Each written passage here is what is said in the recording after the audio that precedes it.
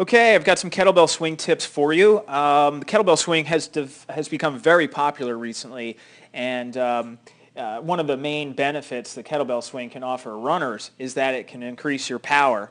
So if you can put a little bit more power into the ground, then you're going to be running faster than somebody who's not putting that power into the ground. So kettlebell swings can be a fantastic addition to your program, but there's a few things that have to be mastered before you start swinging. Number one is the basic movement of the hip hinge.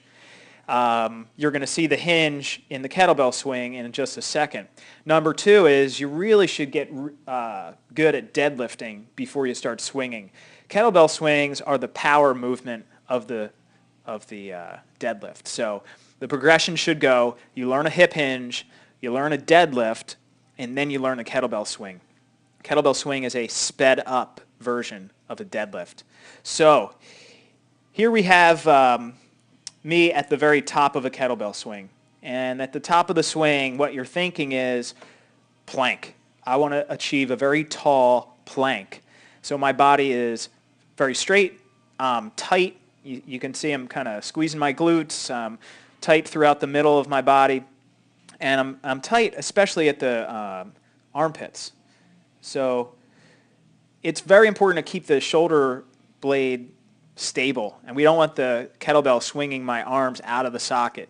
So I'm going to stay very tight, and I tend to focus on something on the floor, sort of on the horizon. So that's where I tend to keep my eyes, and I find that it helps my neck alignment.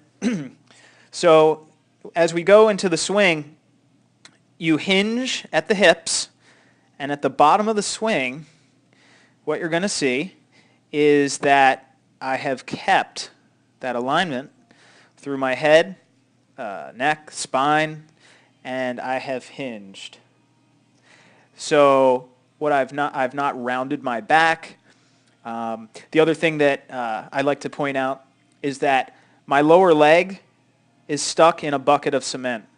So we're going to just watch a few swings here. The lower leg's not going to move much at all right? As opposed to somebody doing a squat.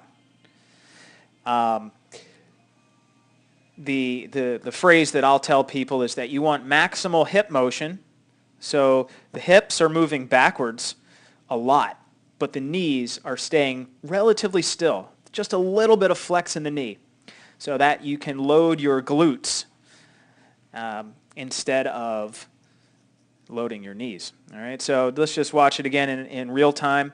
And we're looking to produce a lot of power into the ground. At the bottom of the swing, I'm thinking push the feet into the floor as hard as possible and finish in that tall plank. And there it is. Enjoy.